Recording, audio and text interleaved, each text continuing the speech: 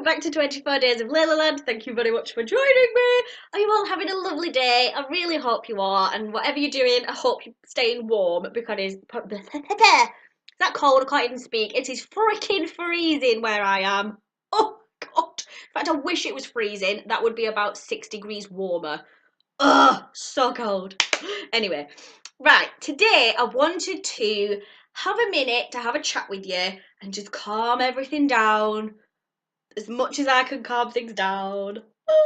Right, so you all know that I am utterly besotted with the Danish way of living known as hygge. You should have all seen this word floating around by now. You should have all heard me talk about this in a million videos.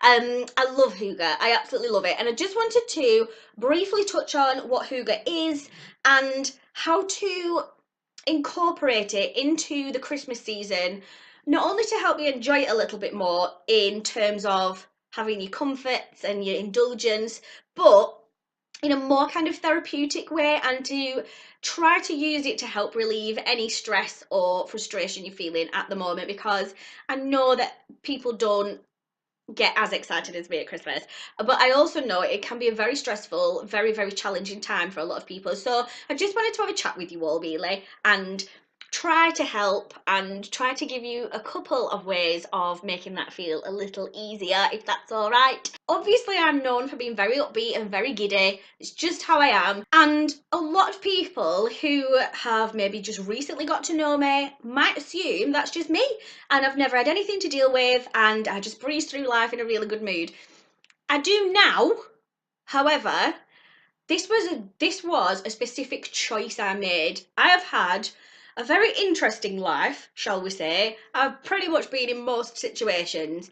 I've been in abusive relationships, I've battled addictions, I've battled depression, I've lived with people with severe depression, I've grown up around that, I've grown up around alcoholism, and like most situations that you could find yourself in, I understand and I can empathise, and I get where it comes from, and I get how hard it is, and how much you pretty much want to punch somebody who says, just choose to be happier. But really, it does boil down to that. I try to live my life in a very positive way. I always want to see the good in a situation. I'm going to be doing a proper video on staying positive and how to change your mindset and just rewire those thought processes, because it is like rewiring a circuit board in terms of getting your thoughts to go down a different path. So I'm going to do a whole video about that in the new year. So if you're interested in sort of listening about that and learning about that, then kind of subscribe and keep your ears peeled, because one is coming. For now though, I wanted to focus on hygge because I really think at this time of year, hygge can be so useful to everybody. What's this? What's happening with the hands? So our lives are pretty much taken up by other people. If you're in a relationship, a lot of your thoughts and a lot of your energies go into the relationship. A lot of our time and energy is taken up by our children. A lot of our time and energy is taken up by our job and our bosses and what they want from us, what our children need from us, what our partners need from us. 9 times out of 10, we come right at the bottom of that list. But we need to come at the top of the list. And this has taken me years to really, really get my head around. I can't give from me if I'm not full up. So I do need to look after me so that I can give more and give more effectively to my children, my partner, a job, whatever it is that you're responsible for. If you're burning out and you're not taking care of you, you can't do that. You just can't do it. So you need to look after yourself. So if you are a busy person and you've got a family to look after and you only get 2 hours on a Sunday afternoon where you could realistically have some time to yourself, do it. And a lot of that, if you can't go out and do these things and you've only got that limited time at home where you can squeeze in some you time, then a lot of these things that hygge talks about are really easy to do at home. It has been scientifically proven that creating those kind of calming atmospheres and just calming your mind and stopping really does help battle things like depression, anxiety. So it isn't just the airy fairy, oh, light a candle and get the fairy lights out. It's It's really important actually, and it really can benefit your health. What I wanted to do is give you some pointers for basically how to hygge at Christmas. Hygge basically tells us to be more mindful and look after ourselves and to fill ourselves up before we give to everybody else, because you cannot give from an empty cup. So what I want you to do is choose 1 hour this week, and what I want you to do in that hour is think of something that relaxes you. Personally, I love getting the lighting really cozy. I'm the queen of the pyjama, so I will come and get my coziest, comfiest pyjamas on, usually some fluffy socks, anything that makes you think, that's nice. That's the feeling you want to get. That right there is hygge. So go and get your comfiest pyjamas on, or your snuggliest dressing gown on, your coziest socks, or your comfiest slippers.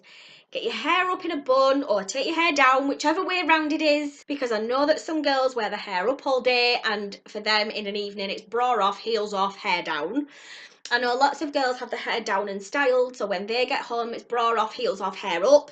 So whichever one it is for you, hair up or hair down, just do the one that makes you go, oh, that's better. Just do that one. If you're a boy, do the same. Whack your hair up in a bun if you want, fine.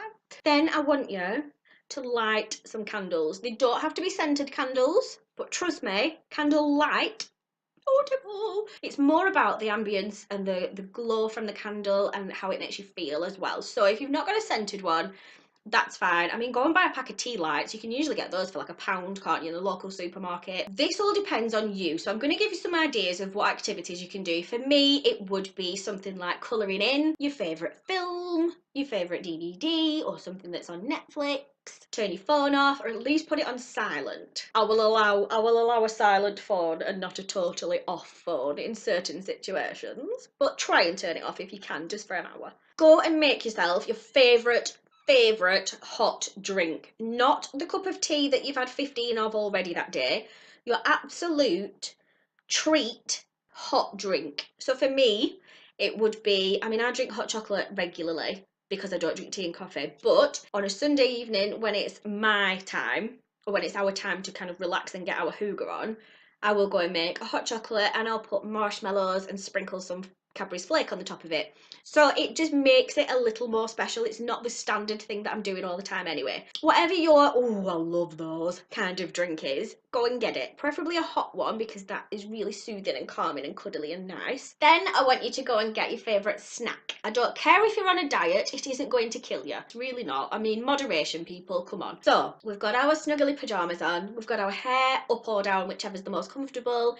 we've got our fluffy socks on, or our favourite cosy socks, we've got the candles lit, we've got the fairy lights lit. If you don't have fairy lights, just a lamp will do. If you're not into watching films, or there's nothing you want to watch at the moment, read a book. If you don't have books, go and download the Kindle app. There are loads of books on there for free. Find something, colouring book, DVD, reading book, and I want you to just have an hour where your phone's not going off constantly. You've not got a million people chattering at you or expecting everything from you. Go and tell your family, right, you are not allowed to talk to me until that time. If you do want to come and talk to me, you come and sit quietly with me. Your jobs will wait, your housework will wait, your husband will wait. You can have an hour. Tell them I said it's fine. Okay? And then what I want you to do is just relax. Just drop your shoulders. Take some nice deep breaths in through your nose, out through your mouth. And I want you to count to 3 or 4 as you're breathing in, and whatever you can manage, 3 or 4. If you can only manage 2, that's fine. But just do a few breaths, just 5 breaths like that. 2 or 3 counts in, 2 or 3, 4 counts out. Just a few of those, and just feel yourself just relax. That moment where you think, ah, this is nice. That's hygge. That's hygge. That's what it's supposed to be. It's not just fairy lights and blankets. It's what that makes you feel and what that gives you. Because what you're going to get after that is a calmer, happier you, who is far more able, flick hair into my eye, who's far more able and far more capable to perform whatever task it is you need to perform, whether that's looking after your kids, looking after your house, doing your job, whatever it is you've got going on. I promise you will feel calmer and more able to do whatever it is you need to do. That's how to hygge at any time of the year, but especially at Christmas. Nobody's going to hold anything against you for just wanting an hour to yourself. Please allow yourself the nice things that you spend all your time creating for other people, okay?